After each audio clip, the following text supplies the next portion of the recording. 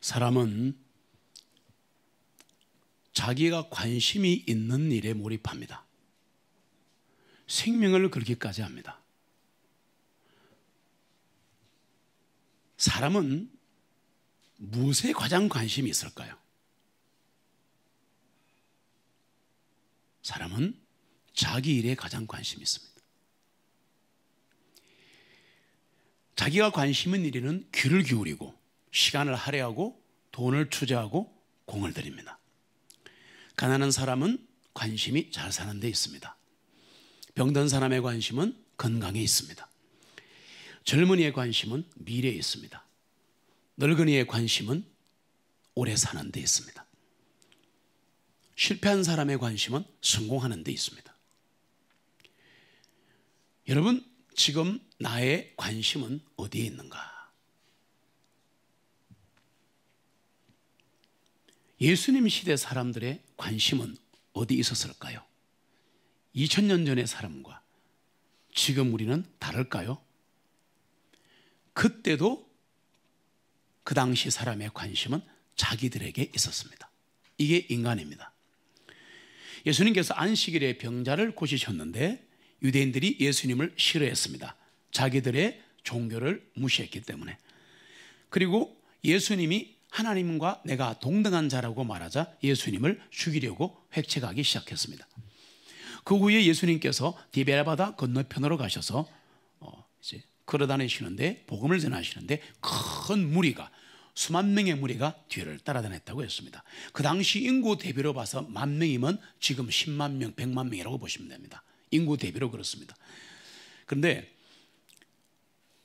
왜 큰 무리가 예수님을 따라다녔느냐? 바로 이 사건 앞에 병자들에게 행하는 표적을 보시기 때문입니다. 병자들을 고치신 거죠. 불치의 병이 막 고쳐진 거죠. 그러자 예수님께서 무리를 보시고 제자 빌립에게 말씀하십니다. 많이 따라왔는데 저녁이 되었어요. 수많은 사람이 말씀 들으러 오고 표적을 보러 왔는데 먹을 게 없잖아요. 예수님이 이렇게 말씀하십니다. 빌립아, 우리가 어디서 빵을 사서 이들을 먹일 수 있겠냐? 지금 여러분 아셔야 될 것은 예수님은 사람들의 긴박한 필요에 관심을 보이고 계시는 거예요. 사람들이 어떤 동기로 예수님을 찾든지 간에 예수님은 자신을 찾는 자들에게 긍휼을 베푸시는 분입니다. 예수님은 큰 무리를 보시고 가입게 여기셨습니다. 왜냐? 그들이 목 잡는 양 같았기 때문에. 주님은 언제나 우리의 필요와 간구에 응답하신다는 것을 기억하셔야 합니다. 목 잡는 이 양들을 가입게 계시던 주님은 이미 대비책을 갖고 계셨습니다. 그런데 왜 빌립한테, 빌립아, 우리가 어디서 빵을 사서 이들을 먹일 수 있겠느냐? 왜 그랬을까요? 빌립을 시험한 거예요. 성경 구절은 부딪힐 때가 많습니다. 하나님은 사람을 시험하지 않느니라. 맞아요? 네. 시험하다가 영어로 테스트가 있고 템프트가 있습니다. 템테이션이 있는데 큰 차이 없습니다. 그러나 이 대목은 중요합니다. 그럼 하나님이 빌립을 유혹했나? 그 뜻이 아니라 믿음을 시험한 거라 그 말입니다. 여러분, 다른 거는 하지 않으시는데 믿음의 시험은 하시게 되어 있습니다. 믿음의 테스트는 하게 되어 있습니다. 통과한 자만이 전진할 수 있습니다. 네. 그런데 여기서 빌립을 시험하다 그럴 때 이 동사가 prove입니다. prove. 이 prove가 뭐냐니까 입증하다. 금이 진짜인가 아닌가 품질을 확인하라는 뜻이 prove라는 뜻이에요. 그래서 주님께서는 제자 빌립의 믿음의 분량을 시험해 보신 것입니다. 주님은 우리들에게도 그런 질문을 통해서 시험해 보신다는 것을 알고 계셔야 합니다.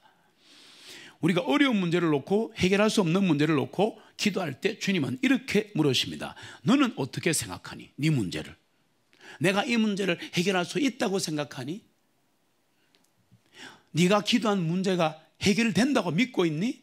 이렇게 물어보시는 거예요. 그게 빌립에게 말한 질문의 핵심입니다. 우리는 기도를 그냥 막군처럼 합니다. 막춤처럼 합니다. 노가다처럼 합니다. 무슨 말이냐? 들어주실 것인가 말 것인가 생각도 안 하고 그냥 막 부르짖기만 합니다. 이게 특별히 한국 사람들이 가지고 있는 흥분 기질입니다. 괜찮지만 조심하셔야 합니다. 믿고 기도하시기 바랍니다. 나를 믿지 않고 하나님을 믿고 기도하셔야 됩니다. 그때 우리는 주님께서 우리가 기도할 때, 그래, 너는 어떻게 생각하는데? 너는 나를 믿니? 너는 지금 문제가 해결된다고 생각하고 지금 기도하는 거야? 막연히 그냥 간구하는 거야? 물어보실 때가 있다는 겁니다.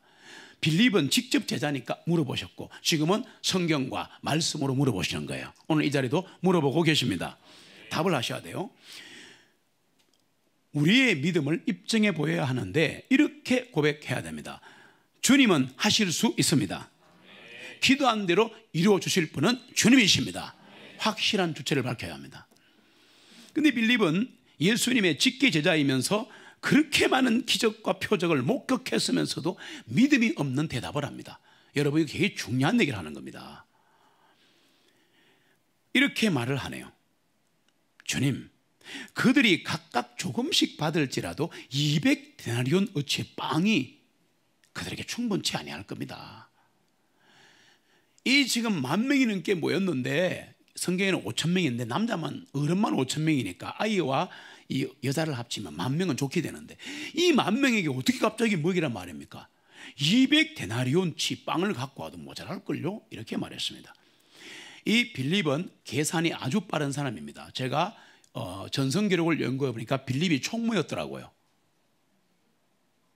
왜냐? 잘 보세요. 예수님과 유투제자는 교회였습니다. 맞습니까? 네. 그래서 빌립이 총무를 하고 가룟 유다가 회개를 했어요. 그러다가 나중에 회개합니다. 네.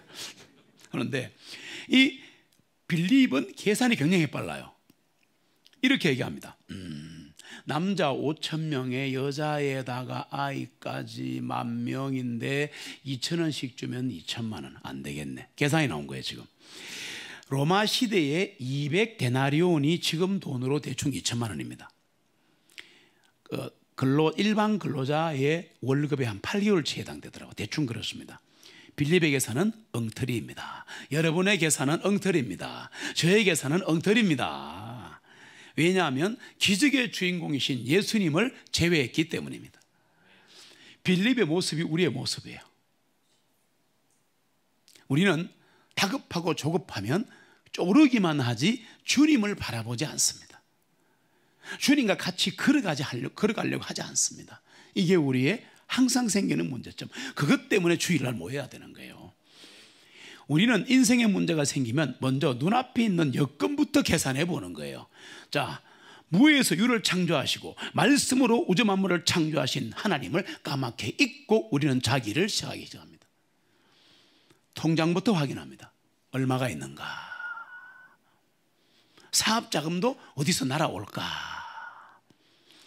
주변 사람과 먼저 상의부터 합니다. 가능성을 계산합니다. 이게 우리의 모습이에요. 아닌 것 같지만 기도는 어쩌다가 한번 하고 던져놓고 그냥 끝나는 겁니다. 그게 더 중요한데, 기도가 더 중요할 때, 지금 통장보다, 내 계획보다, 내 사업의 성공보다, 내 질병이 낫는 것보다, 내 가족의 문제보다, 가능성의 문제보다 주님과의 기도가 더 중요할 때 응답이 생기는 거예요. 우린 그걸 다 놓치고 살아가는 거예요. 자, 사건이 어떻게 진행되는가? 옆에서 보고 있던 시몬 베드로의 형제 안드레라고 있습니다. 안드레가 군중 속을 헤집고 다니다가 한 아이를 데리고 왔습니다. 말로 하지 않고 행동으로 보여주면서 자기의 믿음과 봉사를 과시했습니다. 좋습니다. 그런데 안드레의 그 다음 말이 실망입니다. 주님이 말씀하시니까 빌립의 맞장구 치면 생긴 것도 중요하고, 안드레는 조용한 사람이라 말없이 나가서 헌신 봉사했다는 얘기입니다. 우리의 모습입니다. 무슨 말이냐? 빌립보다 더 형편없어요. 아, 주님이 계신데 뭐 지금까지 기적을 베푸셨는데 병자도 고치시고, 아유, 그거 뭐 하실 수 있습니다. 이렇게 말해야 되는데 아직 훈련이 덜 돼가지고 이렇게 말합니다. 주님, 여기 한 소년을 데리고 왔는데요, 지 점심 먹으려고 보리빵 5개하고 물고기 2마리 갖고 왔는데요. 오케이. 그러나, 이렇게 말합니다. 그러나 이것들이 이 많은 사람에게 얼마나 도움이 되겠습니까? 아, 일하고 앉았네. 제가 생각할 때 이런 거를 불신의 극치, 제가 지어봤는데 그러나의 예술이다, 그렇게 생각합니다. 그러나 똑같은 그러나를 쓰셔도 빌립이나 안드레처럼 쓰지 않기를 부탁드립니다. 똑같은 그러나를 쓰셔도 그 에스더 왕비나 다니엘의 새 친구처럼 그리 아니하실지라도 nevertheless 그리 아니하실지라도 죽어도 주님 배신 안 합니다. 우리는 되시기를 소망합니다. 언제나 우리는 무엇을 판단할 때 내 수준에서 내 경험만 가지고 이야기합니다. 이거를 벗어나야 신실한 신앙인으로 들어가는 거예요. 예수 믿는 사람에게는 내 신앙과 내 경험을 도입할 때 가장 위험할 때가 된다. 나 자신의 경험과 판단만을 믿을 때 비록 처음에는 잘 된 것 같지만 잘 들어보세요. 하나님이 개입하지 않으시면, 하나님이 함께하지 않으시면 결국은 숲으로 돌아갑니다. 잘 되는 길이 망하는 길이 됩니다. 진짜 그리스도인이라면 어려운 문제에 부딪혔을 때 하나님을 통하여 문제를 바라봐야 합니다. 그래야 문제가 사라지는 거예요. 문제를 땡겨서 보면 또 문제밖에 안 보이는 겁니다. 사실 멀리하면 손바닥만한 문제인데 땡겨 놓으니까 이게 온통 손바닥이야. 이해가 되십니까? 집어치우고 하늘을 보시기 바랍니다. 하늘을 바라봐야 돼요. 그거 들으러 예배 오시는 거예요. 문제를 통해서 하나님을 바라보니까 하나님이 안 보이잖아요.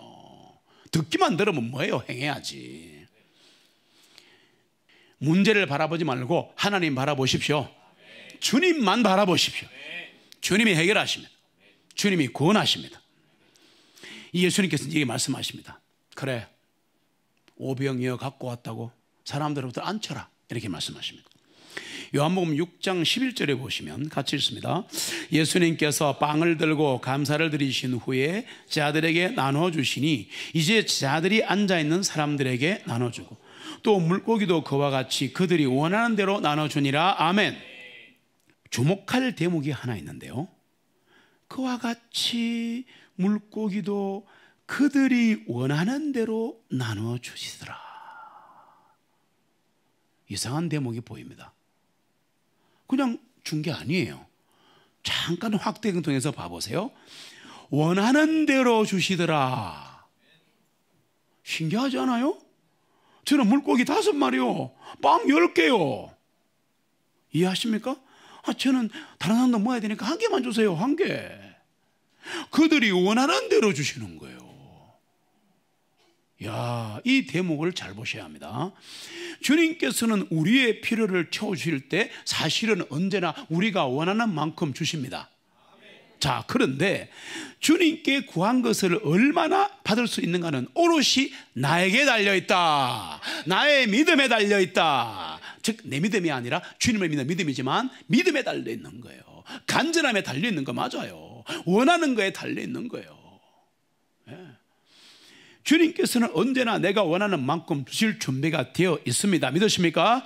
딱 한 것은 내가 그걸 받을 준비가 안 되어 있다는 거예요. 그릇이 그밖에 안 되니까 홍수가 나도 나는 맨날 컵 한 잔이야. 내 은혜는 컵 한 잔이고 내 물질은 컵 한 잔이야. 이해됩니까? 이해됩니까? 큰 그릇을 준비하세요. 넓은 신앙을 준비하세요. 주님을 위해 큰 미래를 준비하세요. 그러면 하나님 하시는 거예요. 채우시는 거예요. 주님께서는 내 빈 그릇이 가득 찰 때까지 채워주신다는 것을 알아야 합니다. 열왕기하 4장에 보시면 대언자 후손의 아내 중 한 명이 과부가 됐는데 엘리사가 그 여인을 도와주는 장면이 나옵니다. 엘리사가 그녀에게 말합니다. 내가 너를 위하여 무엇을 하랴? 여자에게 묻습니다. 과부인데 내 집에 무엇이든지 내게 구하라. 그녀가 당신의 여종의 집에는 기름 한 항아리밖에는 아무것도 없습니다. 엘리사가 그녀에게 말합니다. 나가서 네 모든 이웃에게 그릇을 빌려와라. 나가서 네 모든 이웃에게 그릇을 빌려와라. 잘 들으세요. 여호수아는 대적을 물리칠 때 하나님이 안 계신 것처럼 전쟁을 했습니다. 불신이 아니고 최선을 다했다 이 말입니다. 작전을 짜고 백성들을 격려하고 통치자들을 불러서 막 훈련시키고 하나님이 도와주실 건데 그런 사람은 절대 큰 일과 큰 기업을 못합니다. 교회인데 뭐 은혜롭게 하죠. 그래요? 은혜롭게는 하나님이 쓰시는 거예요. 인간의 언어가 아닙니다. 우리는 은혜롭게 신앙생활하면 안 돼요. 죽어요. 사단에게 잡혀가요. 은혜롭게 헌상하시고 은혜롭게 설교하고 그러면 안 돼요. 철저하게 준비하고 기도로 준비하고 안 되는 거 마음으로 준비하고 순종하고 이렇게 준비해야 거기에 하나님 역사하시는 거란 말이에요. 균형을 찾으시기 바랍니다. 일하며 싸우고 싸우며 일하고 기도하며 헌상하고 헌상하며 기도하고, 맞아요? 계획 짜고 기도하고 기도하고 계획 짜고. 할렐루야. 네, 얼마나 제가 말씀 많이 드렸습니까? 이제 그녀가 어떻게 하는가 보세요. 열왕기하 4장 5절로 6절에 보시면 같이 읽습니다. 그녀가 엘리사로부터 와서 그녀와 그녀의 아들들이 문을 닫은 후에 그 아들들이 그녀에게 그릇들을 가져오매 그녀가 부었더니 그 그릇들이 다 참으로 그녀가 자기 아들에게 말하기를 다른 그릇을 내게 가져오라 하매 아들이 그녀에게 말하기를 다른 그릇이 없나이다 하니 기름이 거쳤더라. 다른 그릇이 없습니다 하니 그릇에 기름이 끝나버렸더라.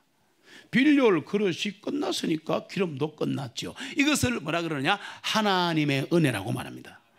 이게 무슨 말이냐니까, 우리가 뭔가 모자라고 뭔가가 안 된다는 것은 주님이 인색한 게 아니라 우리의 문제라는 걸 아셔야 합니다. 내 그릇이 작다는 거예요. 오늘 여러분 큰 마음을 주님 안에 품으시기 바랍니다. 품어야 합니다. 품어야 합니다. 야고보서 4장 2절로 4절 같이 읽습니다. 너희가 욕심을 내어도 갖지 못하고 너희가 살인하여 갖고자 하여도 얻지 못하나니 너희가 다투고 싸워도 얻지 못하면 너희가 구하지 않기 때문이요 너희가 구하여도 받지 못하면 너희가 너희 정욕에 쓰려고 그것을 잘못 구하기 때문이라. 아멘. 내 욕심으로 가득 찬 기도만 아니라면 주님은 들으십니다. 특별히 하나님의 왕국을 위하여 하는 기도는 들으시거든요. 성경은 우리에게 강건합니다. 입을 크게 벌려라 내가 채우리라. 오늘 이 기도 하셔야 됩니다. 여러분 주님께서 간구할 때 아까 제가 드린 사실을 기억하십시오. 그들이 원하는 대로 주시더라. 따라합시다. 원하는 대로 주신다. 믿음대로 주신다. 우리가 아니라 하지만 돈 때문에 기도할 때가 많습니다. 아니라고 하지 맙시다. 거짓말은 하지 말고. 그런데 돈 때문에 기도할 때 하나님이 꼭 들어주시는 경우가 4가지가 있다. 첫 번째, 쉬워요. 제일 첫 번째, 큰 거부터 할게요. 하나님의 교회에 뭔가를 드리고 싶을 때입니다. 하나님은 어떻게 하든지 주시게 되어 있습니다. 마음을 보시거든요. 두 번째, 선교와 전도를 위해 뭔가 헌상하고 싶을 때입니다. 세 번째, 목회자에게 뭔가를 해주고 싶을 때입니다. 마음은 간절한데 돈이 없어요. 하나님 하시게 되어 있어요. 그리고 네 번째가 내 가정의 필요를 위해서, 주님 정말 이 월급으로는 제가 가족을 먹여 살릴 수가 없어요. 하나님 들으십니다. 하나님의 교회와 전도를 위하여, 목회자를 위하여, 내 가정의 필요를 위하여 기도할 때 하나님은 꼭 들으십니다. 네. 그러면 예수님은 왜 우리들의 필요에 관심을 가질까 생각해 보셨어요? 여러분 일상 살면서 누군가가 나에게 웃음 하나라도 말 한마디라도 관심 가질 때 진정으로 고마워하십시오.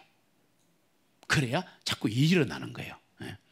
예수님은 육신을 가지고 이 땅을 살아가는 우리들에게 무엇이 필요한지 아시기 때문입니다.